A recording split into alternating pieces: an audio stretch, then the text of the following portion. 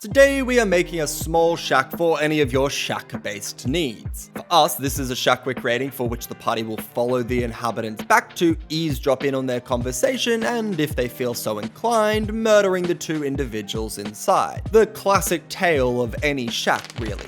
We started as we usually do, picking a building from our world map to create, ending with this simple shack. And for a simple timed shack such as this, the main challenge we would have is actually giving it enough interesting design elements to make it more than just a poor, lowly, dumb box with a roof.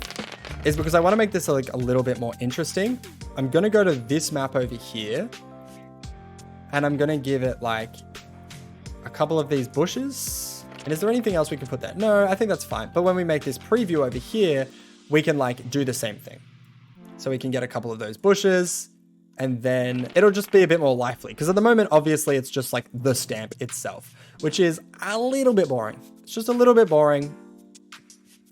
And I don't want it to be so boring. This led us to making the most important design choice we would make for this map. We got two choices. We could make it at like an angle like this. That sort of represents it. Or we can just do it at an angle like this. Oops, not my best example. I think maybe we could go like this actually. And we can make it at this angle. That's gonna leave a lot of dead space here, a lot of dead space here, here, and here. But maybe that's what we're gonna do. And what we'll actually do is we'll like create we'll put like a window here so the party can eavesdrop. Then we'll like, it'll be the trees, like the door will be here. Whichever would be more difficult in your opinion. Well, definitely this, I think is going to be much more difficult. A standard rectangle like that, basic, very easy. You said you wanted to push yourself. I do. And most of the time when I make these maps, as we can see, I don't necessarily deal with the exterior. I did a little path here, but I think we can build off that.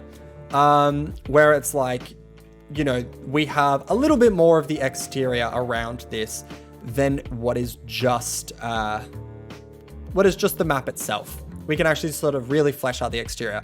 So that's what I'm going to go for. After some suggestions in chat, we found a way to jazz up this basic ass rectangle with a pointy head, deciding to put the tree at the back, which would allow the party to climb onto a small second floor loft. With the preview set and a plan in action, we put down the walls, added some windows to correlate with the map, placing one at the back for sneaking into, and then it was time to try to create a 2-floor perspective on a top-down 2D map. So to differentiate the top bit here, which we're planning on, and the floor, we're going to use two different types of wooden floor. And then on top of that, we're going to use a ladder, and that should hopefully create the perspective that this is the top and this is the bottom.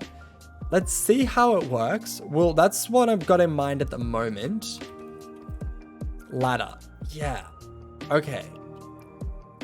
Well, we wanted it at this angle. Okay, cool.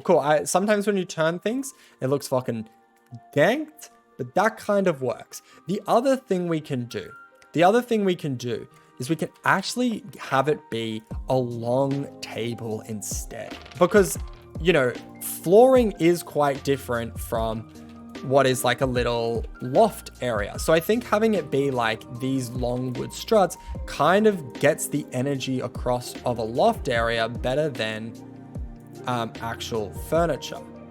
Now that's quite big, admittedly. That's quite big. But I do think this is sort of like getting it across really, really effectively. And this is exactly what we want to get across.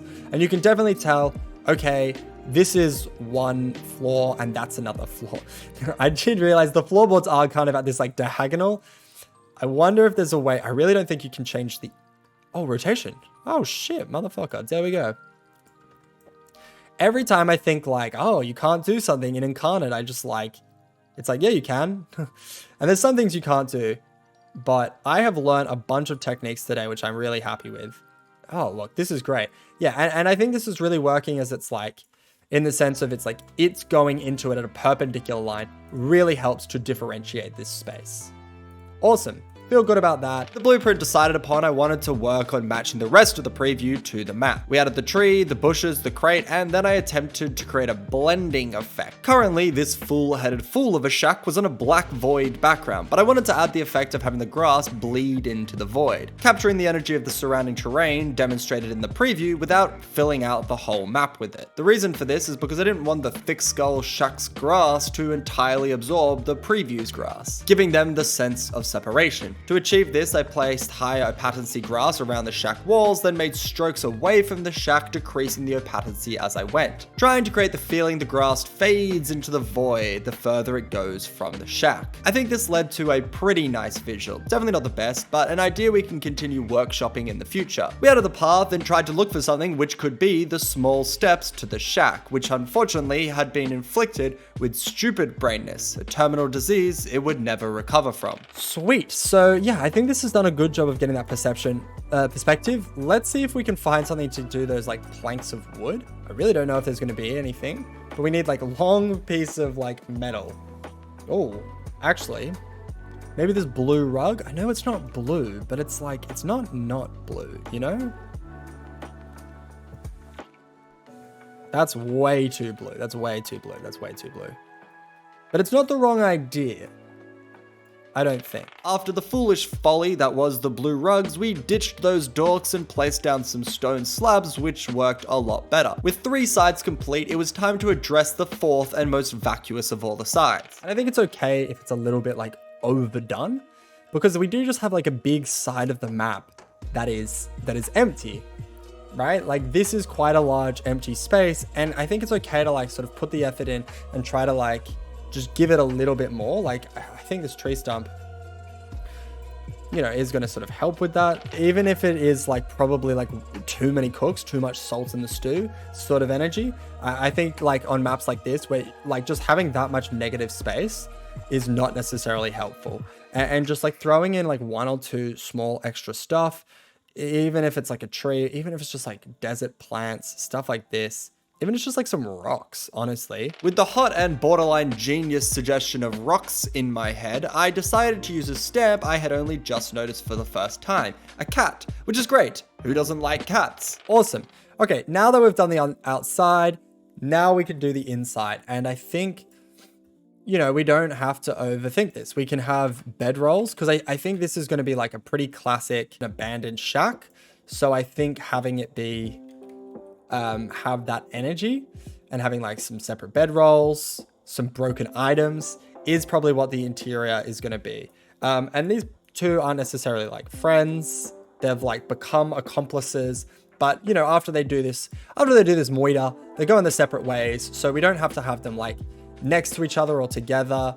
You know, we can sort of have them a little bit split, but let's get some broken items in, because that's sort of the energy that this place is going to have. I furnished it with a mix of broken furniture and not super valuable items which had been abandoned, giving the low IQ shack the narrative that its owner couldn't bear its dull brain drudgery anymore, leaving and taking most of the furniture with them. For the last decade and a half, it's been mostly unused, except for when travelers might stay there, or the local teens go there to be a bunch of youthful roughhouseians, hence the broken items. With much of the interior decided upon, I wanted to reinforce the dual perspective. So one of the things we are going to want to do with this place, as we've done a little bit here, is we are going to want to put some objects that are like poking out from this top area, because that's going to really like sell us on the idea that this is like a top area and this is the bottom area, right? We move that away. Yeah, I think it comes across, especially because of the ladder, but just sliding it under really helps to get that energy across. We filled out the rest of the map with a mix of broken items and small personal ones the 2 explorers who temporarily are living there might have, and with that, we were done. Throughout this video, particular elephant-eared viewers may have noticed I said some not so kind things about the cerebral capacities of this here shack, and for any regular audience member, they probably seemed rude, vitriolic, and entirely unnecessary. But this wasn't done out of any sort of hatred or dismissal towards the shack. No.